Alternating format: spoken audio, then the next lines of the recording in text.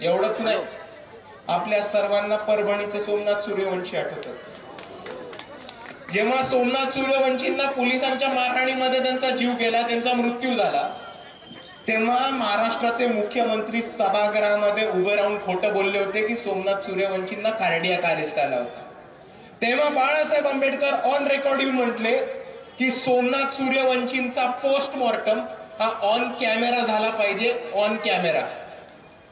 परभणीचे पोलीस म्हटले आमच्याकडे फॉरेन्सिक लॅब नाहीये, आम्ही ऑन कॅमेरा करू नाही शकत। आम्ही म्हटलं फरक नाही पडत, औरंगाबाद मध्ये ना तिकडे पोस्टमॉर्टम करा। औरंगाबाद मध्ये पोलिसांनी व्हॅन द्यायला नकार दिला। सोमनाथ सूर्यवंशींची बॉडी एका ॲम्ब्युलन्स मध्ये टाकून त्यांनी फिरवायचा प्रयत्न केला पोलिसांच्या ताफ्याबरोबर।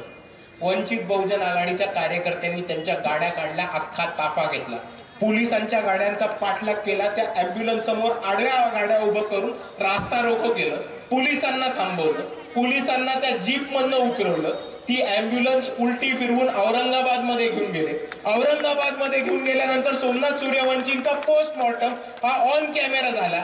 आणि जेव्हा सोमनाथ सूर्यवंशींचा पोस्टमॉर्टम ऑन कॅमेरा झाला तेव्हा हे सिद्ध झालं की देवेंद्र फडणवीस खोटं बोलत होते आणि सोमनाथ सूर्यवंशींचा मृत्यू हा पोलिसांच्या मारहाणीमध्ये झाला। बाळासाहेब आंबेडकरांनी काळा कोर्ट घातला। बाळासाहेब आंबेडकरांनी सोमनाथ सूर्यवंशींच्या आईचं वकीलपत्र घेतलं, हायकोर्ट मध्ये गेले, दिल्लीच्या सुप्रीम कोर्ट मध्ये गेले आणि देवेंद्र फडणवीसांना अख्ख्या महाराष्ट्रासमोर खोटं पाडणारे हे बाळासाहेब आंबेडकर।